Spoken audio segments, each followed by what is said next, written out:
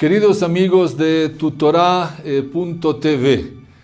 hoy vamos a viajar a un lugar relativamente conocido, a Argentina, pero aún así vamos a tratar de descubrir diferentes temas en la historia de la comunidad judía de Argentina y también en su actualidad, que creo que son desconocidos.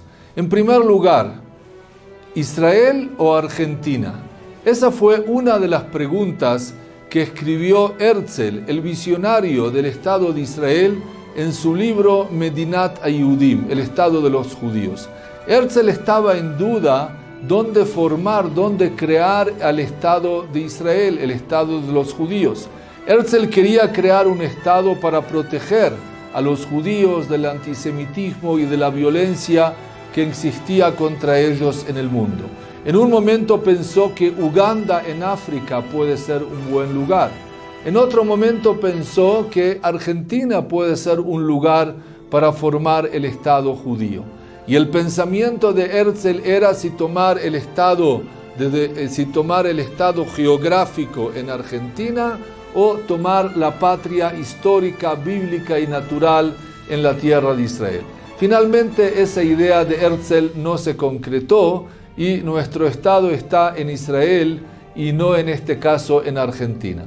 Pero aún así sabemos que los judíos llegaron a Argentina relativamente hace poco tiempo, prácticamente al comienzo del siglo XX, 1900 y 1910. Es cierto que ya en el año 1862 existió una comunidad judía en Buenos Aires, pero aún así la mayoría de los judíos llegaron a principios del siglo XX.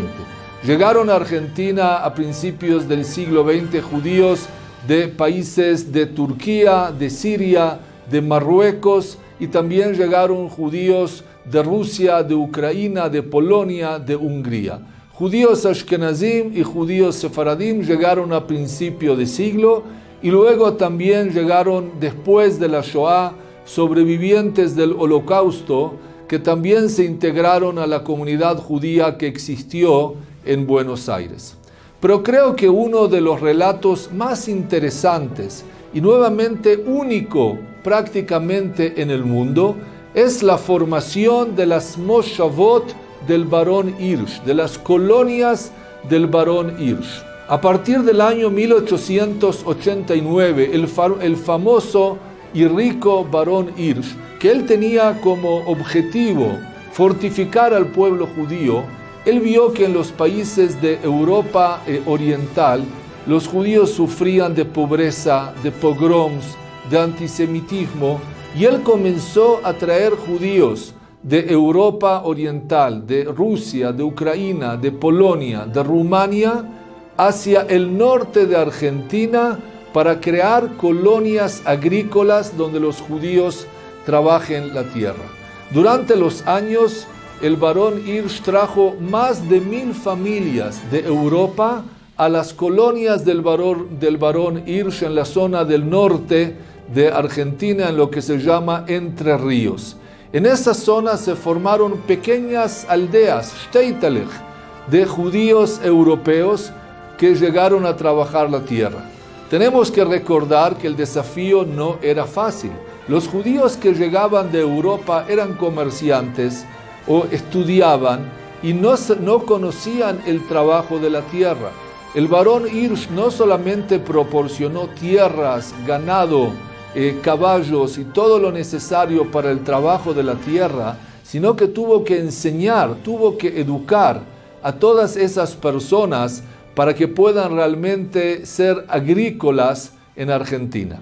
En ese lugar, en Entre Ríos, en el famoso lugar de Moisesville, de la colonia de Moishe, como se llamaba en aquel momento en Argentina, en ese lugar es donde nacieron los gauchos judíos. Así como los piratas judíos no son una leyenda, tampoco los gauchos judíos son leyenda. Los gauchos judíos existieron. Iban con su sombrero de gaucho, montaban a caballo con los tzitziot hacia afuera y comían gefilte fish. Eran gauchos judíos que vivían como judíos, observantes, religiosos, pero trabajaban la tierra. Y así durante años, durante decenas de años, se intentó desarrollar esa experiencia tan especial y única en el mundo, hasta que finalmente finalizó y no continuaron llegando más judíos de Europa. Hoy en día en Moisésville, quien quiere visitar, hay un bonito y pequeño museo que cuenta la historia de las colonias del Barón Hirsch, de cómo llegaron judíos de las aldeas de los Shtetl en Europa hacia las nuevas aldeas de Entre Ríos de los gauchos judíos. Cómo trabajaban la tierra, cómo montaban a caballo, cómo se ocupaban del ganado y cómo mantenían su vida judía.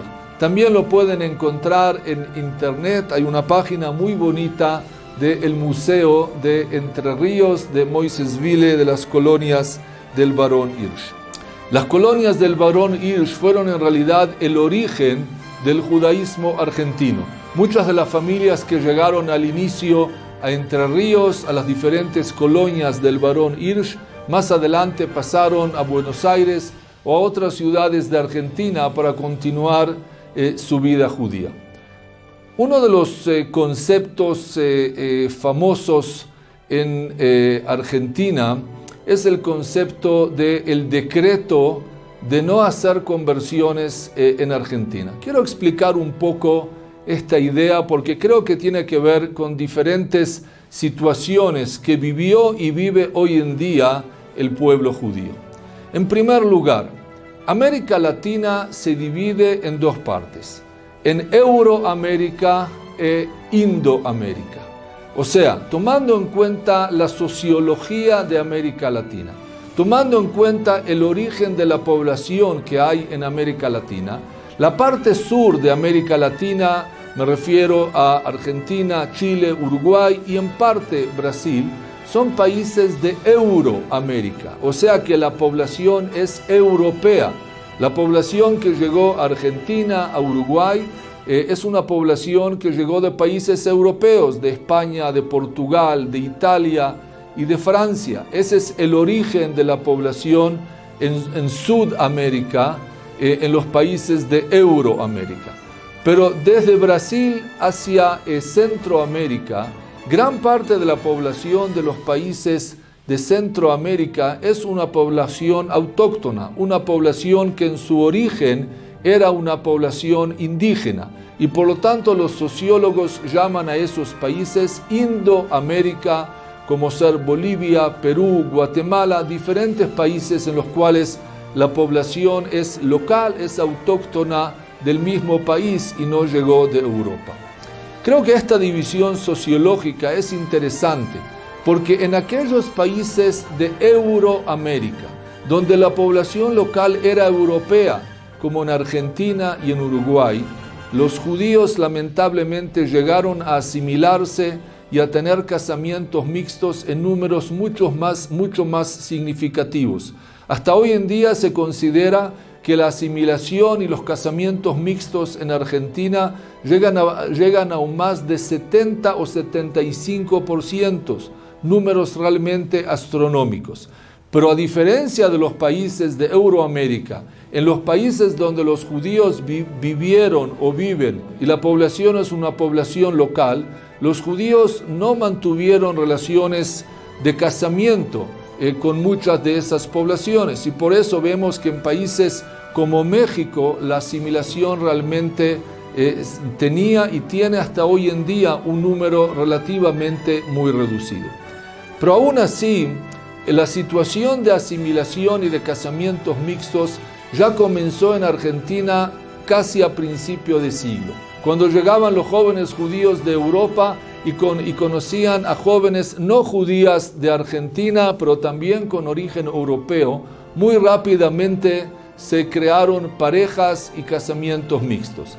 Y una de las formas de no crear una situación de casamientos mixtos fue por medio del Jerem al Giur, del decreto de no hacer conversiones en Argentina. Dos grandes rabinos, el rabino Sutton y el rabino Goldman. El rabino Sutton, que había llegado a principio de siglo de Haleb, de Siria, a Buenos Aires. y el rabino Sutton, que había llegado de Polonia a Moisesville, a las colonias del barón Hirsch, dos grandes Rabanim y Talmidei Jajamim, ellos estaban en contacto entre los dos. Y en cierto momento pensaron, ¿qué hacer? ¿Cómo hacer para mantener a la comunidad judía unida? ¿Cómo hacer para no tener un nivel tan alto de casamientos mixtos? Y el pensamiento de ellos fue hacer un decreto para no permitir las conversiones sobre territorio argentino.